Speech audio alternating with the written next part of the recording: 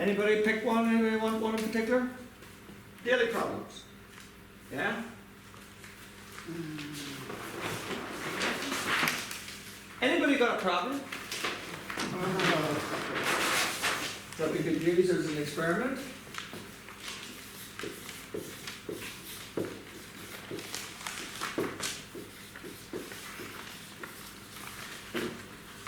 Self-detachment.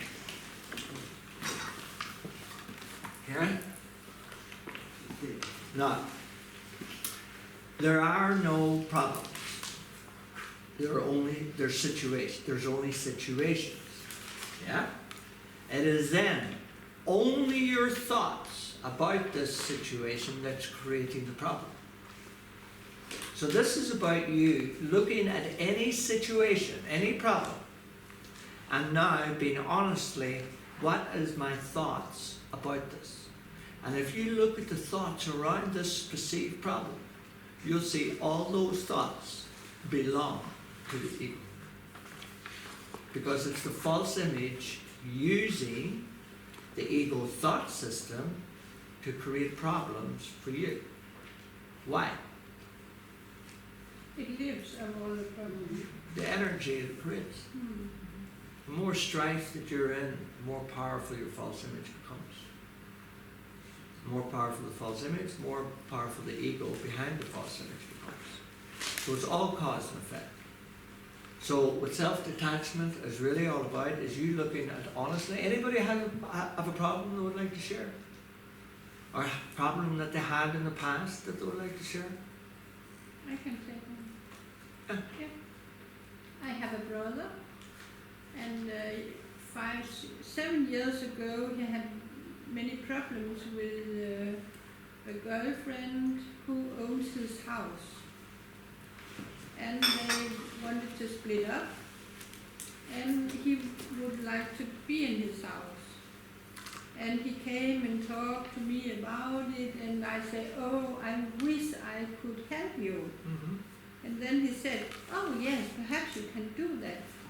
Go to the bank and ask if you can buy my house from her girlfriend. And I thought, oh, I have promised to help him. Now I have to buy his house. And did you buy the house? Yes, I bought his house, and when I had bought his house, he came and said, you have to take a loan because I have to buy my girlfriend out of the house. Right. And then I thought, okay, yes. And he said, if you don't do that, then the whole thing wasn't good. And I have, when I was little, problems with my father, and he is like my father, and I didn't dare say no to him. Right. Then I took the loan. Yeah. And I have been trying to, and now his troubling with two major things that he perhaps will have death of £1 million.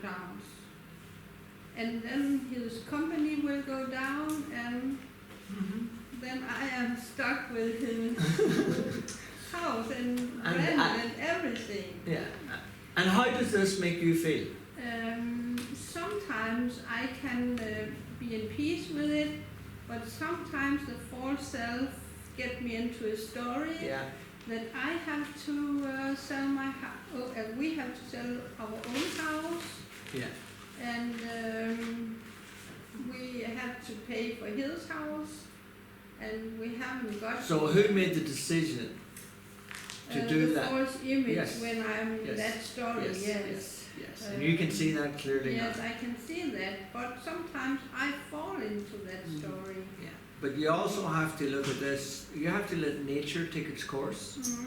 Because what your brother was seeking for, remember what we just discussed, everything you seek for, you're going to be a victim of. So he was seeking, he wanted to stay in the house, and he couldn't stay in the house. So he was a victim of that. Yeah. All right, he had to learn that lesson. He still has to learn that lesson. Okay, you just helped him to avoid it. Yes. You see? Because, you know, in this world, you know, what would happen if you had to turn around and said no to him? Yes. What was he going to give you? Mm. And what will he still give you? Hate. Yes. So unless you basically And I are meeting, think that's the main problem for Yeah. me. I get very but let's look at the emotional now. yeah, but yes. but let's look at the reason why the false image said yes Yes. was Then I because can yes, give him the blame. yes, you're going to And play he the is, the victim false image myself. is setting you up to be the victim. Yes. Okay. Yeah. So these are all moving parts that you can see now very clearly, and that's what your brother taught you. What? That's what your brother taught you, the lesson that he gave you. Yes. You know, and that's why you can see the false image so clearly now, because of these decisions. You wouldn't have made those decisions if you had been in your center. Isn't that No. true? No. Yeah. Mm-hmm. So, to understand problem decision or problem solving, you must understand, right, the source of all problems. Mm. Where is it? Seeking. The source of our problem. Yeah, the source of all our daily problems come from what? Seeking. Mm. We're always looking to have this. We're seeking to get this. We're seeking to get that. We're seeking to get this. But will you say that I was also seeking to have someone to get my guilt onto? Yes. Would you say Yes, that? but you're also coming from the good person. Yes. Yeah. Mm. You're wearing the good mask. Yes. You're doing the good deed. You're I would like to yeah. be in the good room. yeah, and you're also basically altruist. And yes. The act of you Yes. buying the house was an altruist move. Yeah. So you can see now, if you had been aware of all of this Mm. many years ago, Yeah. you would have gently smiled at your brother and wished him all the best. Because that's what he's going to have to learn that lesson eventually anyway. Yeah. And so have you. And perhaps that is what I have to do now. Yeah. But when he is- the good thing about this, and we can do this tomorrow, you can give him the miracle. Okay. Because that's how you give yourself the miracle. Mhm. Remember, the miracle is something we have to give away. You cannot basically just give this directly to yourself, because the miracle is the law of spirit. And in the law of spirit, on the spiritual universe, giving is receiving. We give to receive. That's paramount to learn that lesson. There's another lesson you need to learn metaphysically, and this is what all scripts are kind of judged on. Alright, it's always better to give more in this world than you take. Because what you if you take more than what you give, what you take will be taken from you, and that will be painful. You But see? that is also the trap of burnout. Yeah. So, Give more than yeah. So, like I say, you're all right. Your brother's a bit of bother, because he has taken more than he has given. Okay. But that's a lesson he'll have to learn. It's got nothing to do with you. So it's always better to give more than you take. For example, when I said this to a woman said to me, "What about Bono?" You too. You know Bono, right? Great Irish. But you see, the thing is, Bono has given more than he has taken. Do you know how he did that? He's worth, I don't know, a couple of £100 million himself. But he is giving more than he has taken. He's balanced that equation. How? He's debt relief for Africa.